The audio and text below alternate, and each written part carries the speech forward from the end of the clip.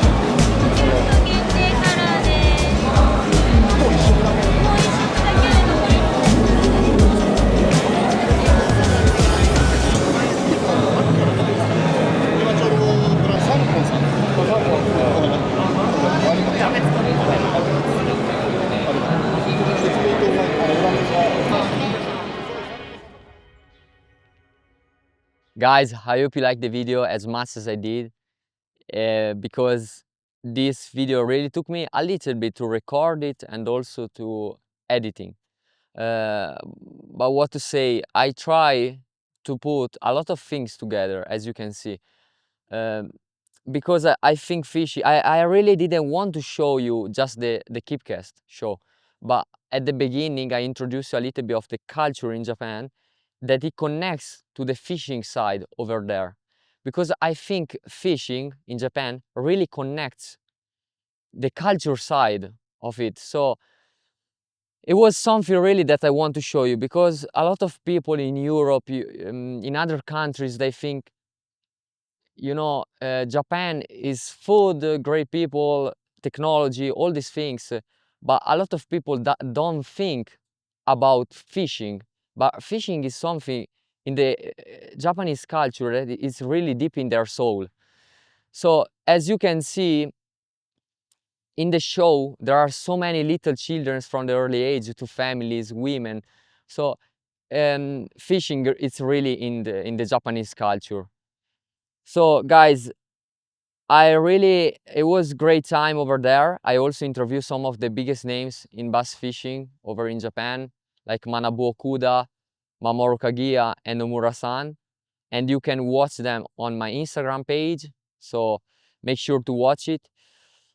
But so far now, I'm back. So I'm fishing for the Italian Championship, and I was able to win a great stage in Tuscany, in Lake Bilancino. It was an amazing time, because it was not just a fishing day that everything worked fine, you know. I had a lot of pressure on myself, and also some stuff that went wrong. I broke my foot pedal in my boat, and the day before I was ready to disqualify myself for the competition, because I had no way to compete. So, but I was lucky to have some great people by my side that are really thanks. And also I had the right mindset, so I compete, and everything worked in the right way during competition, and I was able to win that tournament alone. So that was great. And now so far, so we are qualified for the Italian stage, for the final of the Italian stage. So I've decided to let you be part of it, so to take you during my practice days and also during competition days, inside a great vlog that I'm gonna do. So I'm ready for it. I look forward to it. And you know what? I'm gonna see you guys in the water. So thank you for supporting me as always, and I will see you soon.